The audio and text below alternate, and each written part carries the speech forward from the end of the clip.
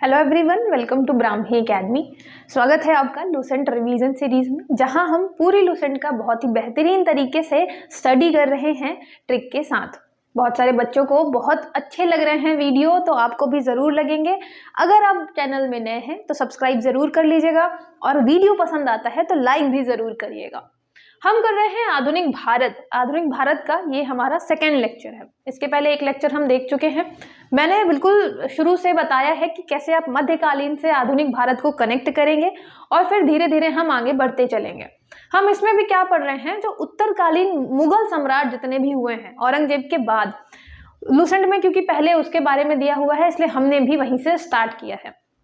हमने कनेक्टिविटी बना रखी है, लेकिन प्राचीन वाले से मध्यकालीन में फिर कैसे मुगल आएंगे, मुगल के बाद आपके कौन आएगा, उत्तरकालीन मुगल सम्राट आएंगे, और वहां से आपका आधुनिक भारत जो है, मॉडर्न हिस्ट्री जो है वो स्टार्ट हो जाता है।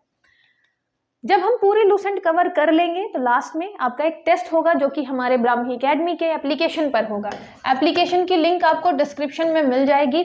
आपको अभी से डाउनलोड करके रखना है, जिससे जब पूरी लूसेंट कंप्लीट हो जाए उस टाइम पे टेस्ट का नोटिफिकेशन आपको मिल सके। ठीक है, जो भी फर्स्ट रैंक लाएगा आपके इस टेस्ट में, उसको 5000 का इनाम मिलेगा। सेकेंड रैंक वाले को 2500 का और थर्ड रैंक वाले को 1700 का इनाम मिलेगा।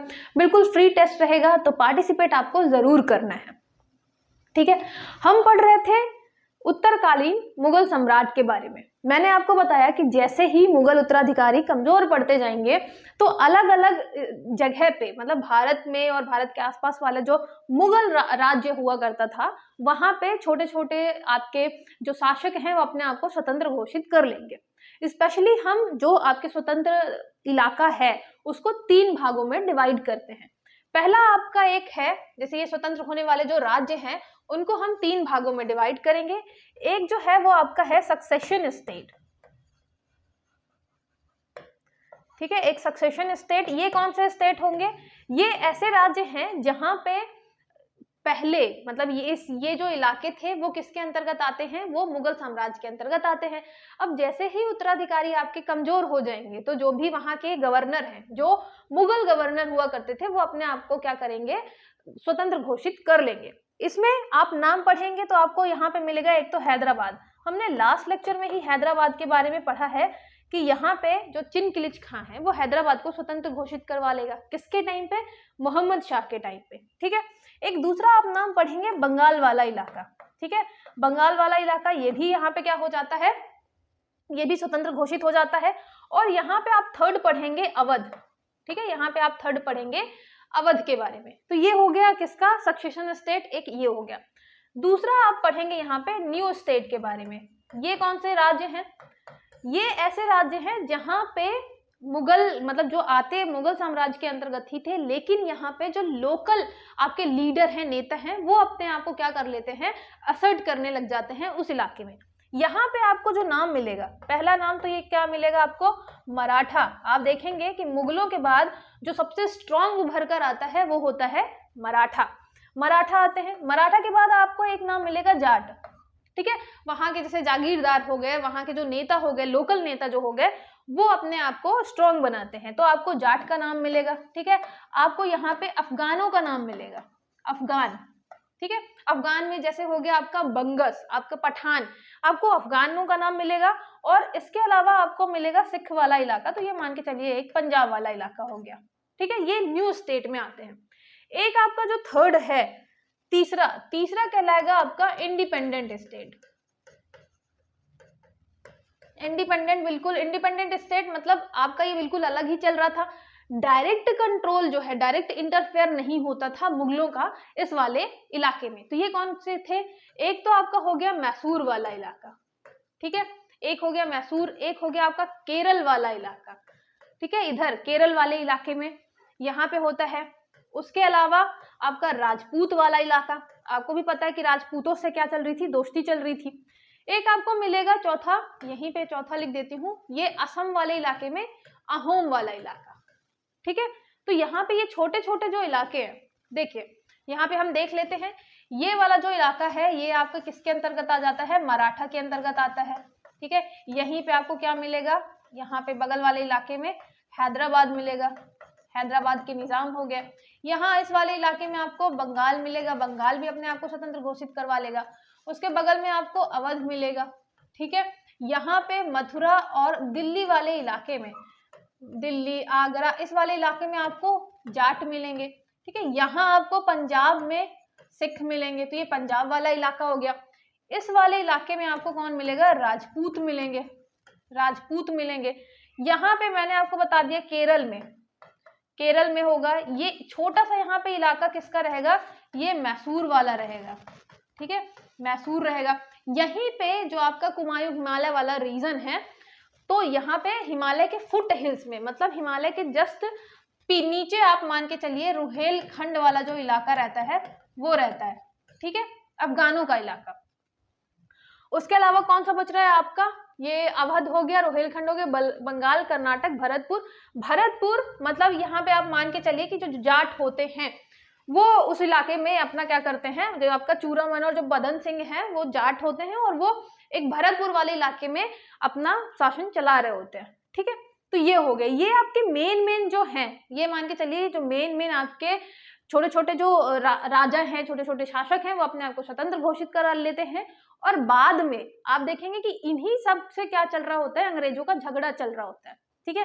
क्योंकि अब क्या है, आपके जो मुगल हैं वो तो कमजोर हैं, उनके पास ज्यादा इलाका भी नहीं है। अब ये जो अलग अलग आपके कौन है शासक हैं, जैसे हम सिखों की बात करें, राजपूतों की बात करें, इधर मराठा की बात करें, मैसूर में आपका अभी आप आगे आने वाले टाइम पे पढ़ेंगे कि मैसूर भी काफी स्ट्रांग हो जाता है, हैदराबाद के निजाम होते हैं, अवध हो गया, बंगाल हो गया। तो यहाँ पे हर जगह क्या चल रहा होगा, अंग्रेजों का लड़ाई चल रही होगी, ठीक है। तो ये आपके 3 स्टेट जो हैं, अवध वाला मैंने बता ही दिया, कौन सा स्टेट कौन एस्टेब्लिश करता है, संस्थापक कौन होता है, ये जब हम डिटेल में पढ़ेंगे तब भी देख लेंगे। जैसे अवध का सादत खां है, रुहेलखंड का दाऊद और अली मोहम्मद है, बंगाल का मुर्शीद कुली खां है। तो ये सारी चीजें हम अभी डिटेल में इनको पढ़ेंगे तो भी देख लेंगे। अभी बस आप ये देख के चलिए कि क्योंकि हम क्या पढ़ रहे हैं, उत्तरकालीन मुगल सम्राट पढ़ रहे हैं, तो जैसे आपका वीक होते जाएंगे उत्तराधिकारी, वैसे ही ये इलाके धीरे धीरे अपने आप को स्वतंत्र घोषित कर लेंगे, ठीक है। तो इसलिए मैंने आपको एक साथ बता दिया कि मुगलों के साथ साथ और कौन कौन से इलाके थे जो स्वतंत्र घोषित हो चुके थे और अंग्रेजों को, मुगलों को सपोर्ट कर रहे थे, ठीक है, सपोर्ट कर रहे थे या उनके अगेंस्ट में लड़ रहे थे। हमने मुगलों में कौन कौन से शासक पढ़े हैं, तो सबसे पहला तो आपको कौन सा पढ़ा है, बहादुर खां की, सबसे ज्यादा बहादुर था, इसलिए आपके औरंगजेब के बाद क्या बनता है, प्रथम ये शासक बनता है, ठीक है, बहादुर शाह। उसके बाद कौन रहता है, जहांदर शाह, ठीक है, जहांदर शाह ये बनता है।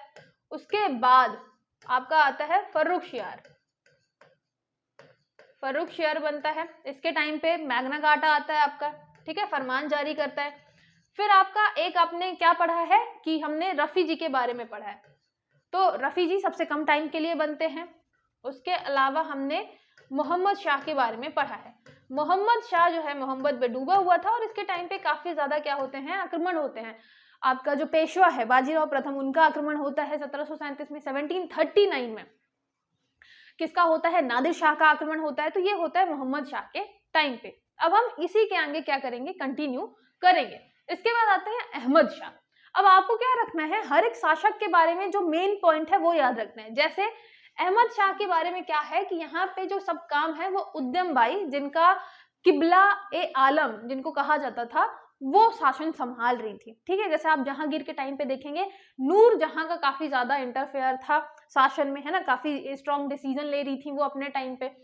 तो यहाँ पे उद्यम याद रखिएगा, उद्यम बाई। उद्यम कौन कर रहा था, अहमद के टाइम पे उद्यम कर रही थी किबला नाम की महिला, ठीक है। तो उद्यम बाई, किबला ए आलम और यहाँ पे अहमद शाह, ये तीनों को एक साथ आपको रिलेट करना है। अगर कोई महिला इन्वॉल्व है शासन में तो ऐसे क्वेश्चन पूछे जाते हैं, इसीलिए याद रखना है आपको कि यहाँ पे उद्यम जो है कौन कर रहा है, किबला कर रही है। और किसके टाइम पे उद्यम कर रही है, तो ये आप याद रखिएगा, अहमद के टाइम पे कर रही है, अहमद शाह, ठीक है। फिर आता है आलमगीर द्वितीय। आलमगीर द्वितीय के टाइम पे होता है प्लासी का युद्ध। 2 युद्ध, 3 युद्ध आप मान लीजिए, प्लासी का युद्ध, उसके अलावा पानीपत का तृतीय युद्ध और उसके अलावा आपका बक्सर का युद्ध। ये तीनों युद्ध इतने ज्यादा इंपॉर्टेंट होते हैं जो अंग्रेजों को पूरे भारत में शासन स्थापित करने की क्या देते हैं, अपॉर्चुनिटी देते हैं। तो प्लासी का युद्ध कब होता है, 1757 में। अभी हम डिटेल में पढ़ेंगे तो आपको वैसे भी याद हो जाएगा। 1857 के जस्ट 100 साल पहले 1757 में प्लासी का युद्ध होगा। ठीक है, होगा किसके टाइम पे, आलमगीर द्वितीय के टाइम पे। तो आलम ऐसा बन जाता है, 2 बार आलम ऐसा बनता है 57 के ही टाइम पे, एक 1757, एक 1857। तो 1757 में ऐसा आलम बनता है 2 बार कि प्लासी का युद्ध होता है। फिर ये याद रखिएगा, है ना, प्लासी का युद्ध 1757 आलमगीर द्वितीय के टाइम पे। द्वितीय भी याद रखिएगा क्योंकि आपको तृतीय द्वितीय ऐसे बहुत सारे नाम मिलेंगे। फिर शाहजहां तृतीय, शाहजहां तृतीय के टाइम पे क्या होता है, मराठों के हस्तक्षेप से इनको गद्दी से उतारा जाता है। तो ये याद रखिएगा, शाहजहां को 3 लोगों ने मिलकर, मतलब 3 मराठाओं ने मिलकर गद्दी से उतारा था। यहाँ पे आप ये देख सकते हैं कि कैसे आपके मुगल शासक इतने ज्यादा कमजोर हैं कि मराठा उनको गद्दी से उतार रहे हैं, है ना। आपने इसके पहले देखा कि कैसे सैयद बंधु सम्राट बना रहे हैं, उनको किंग मेकर भी कहा जाता था। कैसे एक टाइम पे जुल्फिकार जो है वो जहांगीर शाह को सम्राट बनाता है। तो क्योंकि उनकी इंपॉर्टेंस जो है बहुत कम हो गई थी, आपके शाहजहां की इंपॉर्टेंस कम हो गई थी, शाहजहां तृतीय की, इसलिए मराठा पूरा का पूरा इंटरफेयर कर रहे थे। ठीक है, फिर शाह आलम द्वितीय आते हैं। शाह आलम द्वितीय याद रखिएगा बहुत इंपॉर्टेंट है। क्यों? क्योंकि शाह आलम द्वितीय के टाइम पे 2 मेन चीजें होती हैं। एक होता है पानीपत का तृतीय युद्ध। कब होगा? ये होगा 1761 में। पानीपत के तृतीय युद्ध जो है इसलिए भी निर्णायक है क्योंकि इसके बाद जो मराठा मुगल को रिप्लेस करने वाली थी पूरे भारत में, वो धीरे धीरे डिक्लाइन करने लग जाती है। मतलब मराठा एक टाइम पे ऐसा माना जा रहा था कि अगर मुगल साम्राज्य के बाद कोई साम्राज्य स्थापित करेगा तो वो मराठा साम्राज्य होगा और बढ़िया हिंदू शासक रहेंगे। तो काफी अच्छा सोच रहे थे सब, लेकिन पानीपत के तृतीय युद्ध में वो हार जाते हैं और उसके बाद धीरे धीरे आपके मराठा की जो पावर है वो बहुत ज्यादा कम हो जाती है और फिर आप देखते हैं कि उसका फायदा उठाते हैं अंग्रेज। तो यहाँ पे पानीपत का तृतीय युद्ध 1761 में होगा। राजा कौन रहेगा? तो शाह आलम द्वितीय रहेगा। याद रखिएगा, शाह आलम द्वितीय का नाम याद आपको रखना है ना। शाह आलम बहुत शाही तरीके से रहता था आपका आलम।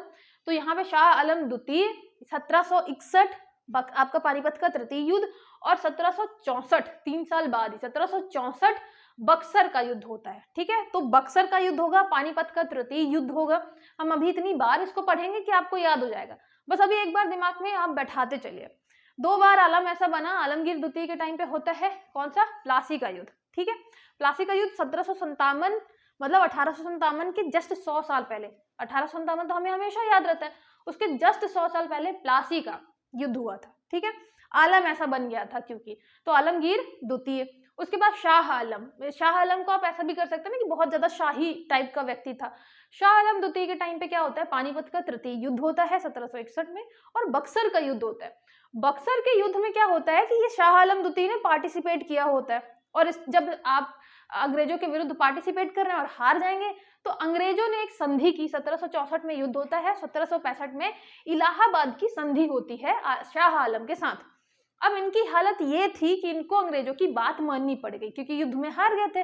तो 1765 में मतलब युद्ध के जस्ट बाद एक संधि होगी। वैसे भी अंग्रेज ट्रीटी करते थे, ऐसे डायरेक्टली अपना सुना नहीं देते थे कानून की, नहीं आपको ये करना है वो करना है, तो बढ़िया साइन करवा देते कि आपको मानना ही पड़ेगा।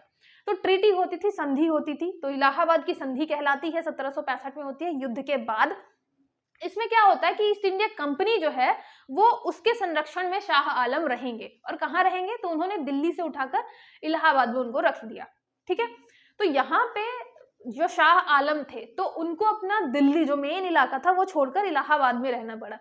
और उस टाइम पे अंग्रेज इतने शक्तिशाली थे कि कोई कुछ कर भी नहीं सकता था। ठीक है, इलाहाबाद की संधि होती है 1765 में, जहां पे अंग्रेज शाह आलम द्वितीय को, जो कि बक्सर के युद्ध में हार गए थे, बक्सर का युद्ध अभी हम डिटेल में पढ़ेंगे, इस युद्ध में हारने के कारण इलाहाबाद में इनको शिफ्ट कर देते हैं दिल्ली से और ये बोल देते हैं कि अब आप ज्यादा कुछ नहीं देखेंगे, मतलब हम साल भर में आपको एक अमाउंट दे दिया करेंगे, आप बढ़िया खाइए पीजिए और यहीं पे बैठे रहिए। ठीक है, कुछ करने की जरूरत आपको नहीं है, अंग्रेज सब संभाल लेंगे, नियम कानून जितने भी आपके यहाँ पे चल रहे होंगे, जो भी काम होगा सब अंग्रेज संभाल लेंगे, बस आपको हमारे संरक्षण में काम करना है। ठीक है, तो ये याद रखिएगा कि शाह आलम द्वितीय के टाइम से अंग्रेजों का हस्तक्षेप कितना ज्यादा बढ़ चुका है क्योंकि हार चुके हैं ये युद्ध में। इसके अलावा कंपनी ने क्या किया, इनसे बंगाल, बिहार और उड़ीसा ये 3 जगह की क्या कर ली, दीवानी प्राप्त कर ली। अब उनके पास ज्यादा ऑप्शन तो था नहीं, तो उन्होंने ट्रिटी में बोल दिया कि ठीक है भाई ले लो। दीवानी प्राप्त कर ली मतलब वो टैक्स वगैरह सब रेगुलेट करने लग गए, सारी चीजें अपने हाथ में उन्होंने ले ली। 3 जगह की, बंगाल, बिहार और उड़ीसा। आपके बंगाल वाले इलाके में जो है वो पश्चिम बंगाल के साथ साथ जो बांग्लादेश वाला इलाका है वो भी आएगा, बिहार में झारखंड वाला इलाका आएगा। तो बहुत बड़े इलाके में, अगर हम भारत के इलाके की बात करें तो ये इतने बड़े इलाके में अब किसका इनडायरेक्ट कब्जा हो गया था, अंग्रेजों का, क्योंकि पैसा उनके मतलब जो आपकी आर्थिक व्यवस्था वहां की चल रही थी वो कंपनी ने अपने हाथ में ले ली थी, दीवानी। ठीक है, फिर 1772 में, यहाँ पे हम कब की बात कर रहे हैं, 64-65 की बात कर रहे हैं। 72 में जाके मराठा जो होते हैं वो शाह आलम को क्या करते हैं, दिल्ली वापस लाते हैं कि भाई आपकी जगह वहां है, आप वहां रहो। तो मराठा थोड़ा उनके पास अभी पावर बची होती है, तो 1772 में फिर क्या करते हैं, वो वहां दिल्ली में शाह आलम को लाते हैं और ये 1803 तक रहते हैं। 1803 में क्या करते हैं, दिल्ली में फिर अंग्रेजों का कब्जा हो जाता है। तो यहाँ पे ये फाइनली होता है कि 1803 तक आते आते दिल्ली में भी अंग्रेजों का कब्जा हो गया है। अभी आप देखेंगे कि 1764 में 65 में क्या कर रहे हैं, ये सिर्फ दीवानी ले रहे हैं, लेकिन धीरे धीरे आने वाले 30-40 सालों में ये हर जगह क्या करने लग जाएंगे, कब्जा करने लग जाएंगे। और 1803 में दिल्ली पे कब्जा कर लेते हैं अंग्रेज। यहाँ पे आपको गुलाम कादिर खां का नाम याद रखना है। कादिर जो है, गुलाम कादिर, उसने शाह आलम द्वितीय की यहाँ पे क्या कर दी, फिर हत्या कर दी। वैसे भी कुछ काम तो हो नहीं रहा था, दिल्ली में बैठे हुए थे, फिर दिल्ली में भी कब्जा कर लिया अंग्रेजों ने। तो शाह आलम को मारा गया था। किसने मारा था, गुलाम कादिर खान ने मारा था। ठीक है, तो कादिर का नाम याद रखिएगा। कादिर खान जो है उन्होंने हत्या की थी शाह आलम द्वितीय की। फिर आपको नाम मिलेगा अकबर द्वितीय। अकबर द्वितीय कब से कब तक रहते हैं, 1806 से 1837 तक रहते हैं। मेन चीज क्या याद रखनी है, ये अकबर द्वितीय वही हैं जिन्होंने राजा राम मोहन राय को राजा की उपाधि दी थी। ठीक है, राम मोहन राय थे तो उनको राजा की उपाधि दी। और जो राम मोहन रॉय थे वो आपको भी पता है कि लंदन गए, वहां पे उन्होंने काफी अपनी बात रखी। तो अकबर द्वितीय ने उनको क्या भेजा था, लंदन भेजा था, ये मतलब अपनी बात रखने के लिए अंग्रेजों के सामने कि भाई उनका जो भी पेंशन वगैरह का जो भी है सिस्टम वो रुक गया है, तो फिर से चालू करवाए। तो उनको प्रॉब्लम हो रही थी, फाइनेंशियल प्रॉब्लम हो रही थी हमारे मुगल सम्राट को, इसलिए उन्होंने राम मोहन रॉय जी को भेजा था बात करने के लिए अंग्रेजों से। सोचिए ऐसी हालत आ गई थी। कब आ गई थी, अकबर द्वितीय। नाम तो अकबर का ले रखा है, लेकिन अकबर जो दूसरा वाला था, द्वितीय था, उसकी हालत काफी खराब हो रखी थी। राम मोहन राय को राजा की उपाधि दी, ये याद रखिएगा। इनके टाइम पे 1835 में क्या होता है, मुगल शासक के नाम पर जो सिक्के जारी होते थे वो भी अंग्रेजों ने बंद कर दिए। मतलब ये हुआ कि हम अब मुगलों को इंपॉर्टेंस ही नहीं देंगे, तो अंग्रेजों ने उनके नाम पे जो सिक्के जारी होते थे वो भी बंद कर दिए और स्वयं को मुगल शासन के अधीन कहना भी बंद कर दिया। मतलब अब ये हो गया कि डायरेक्टली बोल दिया कि ना ही हम मुगल शासन के अंतर्गत आते हैं, ना ही हम सिक्के जारी करेंगे, और इनकी वैल्यू बिल्कुल खत्म के बराबर आप मान सकते हैं। अकबर द्वितीय, तो दूसरा वाला जो अकबर है उसकी वैल्यू काफी गिरा दी अंग्रेजों ने। उसके अलावा इन्होंने राजा की उपाधि दी राम मोहन रॉय को, और इन्हीं के टाइम पे क्या हुआ था कि मुगल शासक के अंतर्गत जो कहलाते थे अंग्रेज, उन्होंने बंद कर दिया कहलाना। ठीक है, अकबर द्वितीय ये याद रखिएगा। शाह आलम द्वितीय याद रखिएगा। शाह आलम द्वितीय के टाइम पे आपका बक्सर का युद्ध होता है, इलाहाबाद भेजे जाते हैं, मराठा वापस लाते हैं, फिर उनका गुलाम कादिर उनकी हत्या कर देता है। ठीक है, ये शाह आलम द्वितीय के बारे में याद रखना है। पानीपत का, बक्सर का ये युद्ध शाह आलम द्वितीय के टाइम पे होता है। फिर आपको याद रखना है क्या, यहाँ पे अकबर द्वितीय। अकबर द्वितीय से मैक्सिमम चीज तो आपको राम मोहन राय के लिए पूछी जाती है कि राजा की उपाधि राम मोहन राय जी को किसने दी थी, तो अकबर द्वितीय ने दी थी। ठीक है, दूसरे वाले अकबर ने दी थी। और 1835 तक आते आते उनके मुगल शासक के अंतर्गत जो अंग्रेज कहलाते थे, खुद को कहते थे, वो भी उन्होंने बंद कर दिया। ठीक है, आपको भी पता है कि 1857 की क्रांति तक अंग्रेज जो है वो एक कंपनी जो थी, ईस्ट इंडिया कंपनी अंग्रेजों की, वो शासन कर रही थी भारत में। उसके बाद जो है फिर हम ब्रिटिश रूल के अंतर्गत आते हैं। ठीक है, उसके पहले कंपनी ही सब चला रही थी। अब ऐसा मान के चलिए कि हमारे यहाँ की जैसे रिलायंस कंपनी है, वो कहीं जाए ट्रेड करने के लिए, व्यापार करने के लिए, मान लीजिए युगांडा जाती है व्यापार करने के लिए, धीरे धीरे वो युगांडा में जितने भी राजा हैं उनको सबको हरा के खुद शासन करने लगती है और पूरे युगांडा देश में शासन करने लगती है हमारी रिलायंस कंपनी। सेम ऐसा ही हुआ कि ईस्ट इंडिया कंपनी एक कंपनी थी अंग्रेजों की, वो भारत आती है, धीरे धीरे कब्जा कर लेती है और फिर यहाँ रूल करने लग जाती है। ठीक है, 1857 की क्रांति तक। बहादुर शाह द्वितीय, बहादुर शाह जफर, ये द्वितीय वाले हैं, याद रखिएगा, 1857 में आपको मिलेंगे। ये लास्ट शासक थे, लास्ट मुगल शासक। अब आप यहाँ देखेंगे कि वैल्यू इनकी ज्यादा कुछ नहीं है ना। हम ये भी देख रहे हैं कि अंग्रेजों का जो है हर जगह प्रभुत्व हो चुका है स्थापित। आपके जो मुगल शासक है इनकी कोई वैल्यू नहीं है। लेकिन उस टाइम पे जब युद्ध क्रांति स्टार्ट हुई, जब 1857 की क्रांति चालू हुई, तो आप देखेंगे कि यहाँ पे ऐसा था ना कि अंग्रेजों को हमें निकालना है, मतलब यहाँ अंग्रेजों से हम अपने आप को आजाद करवाएंगे। ऐसा नहीं था कि पूरे भारत में आजाद करवाएंगे, अपने अपने एरिया के लिए था कि हम अपने एरिया से अंग्रेजों को मार भगाना चाहते हैं। तो अंग्रेजों को मार भगाने के बाद ये कॉन्सेप्ट नहीं था कि हम अपने इलाके में क्या लेकर आएंगे, लोकतंत्र लेके आएंगे, डेमोक्रेसी लेकर आएंगे, फिर हम चुनाव करेंगे, उसके बाद हम अपना लीडर चुनेंगे। दिमाग में तो यही चल रहा था कि अगर अंग्रेजों को भगा देंगे तो फिर से अपना कोई राजा चुन लेंगे, क्योंकि इस टाइम पे कॉन्सेप्ट ही चल रहा था कि आपका एक राजा होना चाहिए, वो सबको देखेगा। और जब राजा की बात आती है कि एक आपका राजा होगा, लीडर होगा, तो सोचिए इतने टाइम बाद जब आपके मुगल जो शासक थे जैसे बहादुर शाह द्वितीय, इनकी कोई वैल्यू नहीं रह गई थी। लेकिन जब बात ये आई कि अंग्रेजों को अगर हटाएंगे तो हम किसको अपना नेता चुन सकते हैं, किसको अपना राजा बना सकते हैं, तब ये आया कि चलो यार मुगल शासक बहादुर शाह है, उनको ही अपना शासक चुन लेते हैं। क्योंकि एक टाइम पे मुगलों ने ही पूरे भारत को एक साथ किया था, मुगलों का ही राज्य चल रहा था। तो इस वजह से फिर बहादुर शाह जफर जी को क्या करता है, अपना नेता बनाते हैं 1857 की क्रांति में। इनकी एज काफी ज्यादा हो चुकी थी, इन्हें कोई ऐसा बहुत ज्यादा इंटरेस्ट भी नहीं था क्रांति वगैरह करने में, लेकिन लोगों ने बोला, सपोर्ट किया, तो वो फिर लीडर बन गए।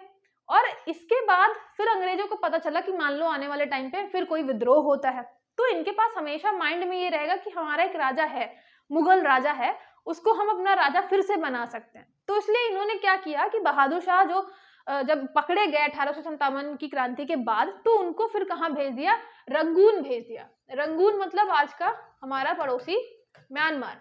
और वहां फिर उनकी लास्ट में क्या हो जाती है, डेथ हो जाती है, जिससे कोई मुगल शासक बचे ही नहीं।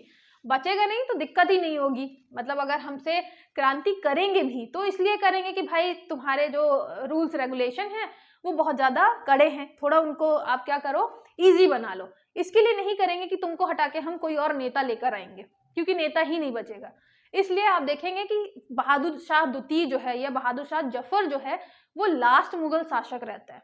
ठीक है, इसके अलावा लाल किला जो है दिल्ली का, वहां पे हीरा महल है। हीरा महल किनके द्वारा बनवाया गया था, बहादुर शाह जफर द्वारा बनवाया गया था। ठीक है, इसके अलावा आप एक शायर के बारे में पढ़ेंगे जो काफी ज्यादा फेमस है, वो है मिर्जा गालिब। ये भी बहादुर शाह द्वितीय के टाइम पे ही।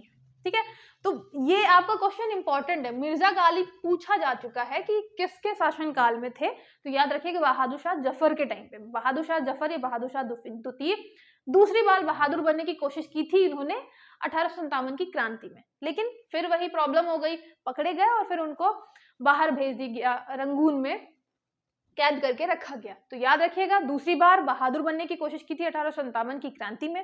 इनके टाइम पे शायर थे कौन, मिर्जा गालिब। बहुत ज्यादा ये क्या थे, फेमस थे। आज के टाइम पे भी इनकी जो शायरी है बहुत ज्यादा फेमस है, तो ये आपको याद रखना है। मेन नाम जो आपको याद रखने हैं वो तो एक है बहादुर शाह द्वितीय, शाह आलम द्वितीय, एक आलमगीर याद रखना है ना, प्लासी वाला जो युद्ध है उससे रिलेटेड नाम याद रखना है। और बीच बीच में आपको जो भी नाम मिले वो इतने इंपॉर्टेंट है नहीं। अकबर द्वितीय का नाम याद रखना है, क्योंकि उनके टाइम पे आपका क्या होता है, फाइनेंशियली बहुत ज़्यादा वीक हो जाते हैं आपके शासक, और जो आपके अंग्रेज होते हैं वो मुगल शासन के अधीन कहलवाना बंद कर देते हैं अपने आप को। ठीक है, और यहाँ पे शाह आलम द्वितीय ये मेन था, इसलिए आपको ये याद रखना है। गिनती के कुछ ही ऐसे शासक हैं जो आपको नाम, मतलब उत्तर मुगल जो शासक हैं वो आपको याद रखने हैं और उनके काम याद रखने हैं। बहुत ज्यादा ऐसा नहीं कि टफ है तो आपको लगे कि याद ही नहीं हो रहा है। ठीक है, कुछ कुछ चीजें ही हैं, रिवीजन जरूर एक बार करिएगा। कोई भी डाउट है तो आप कमेंट करके पूछ सकते हैं, कॉल या मैसेज भी कर सकते हैं। चलिए लाइक और शेयर भी कर दीजिएगा। ठीक है, मिलते हैं नेक्स्ट लेक्चर में।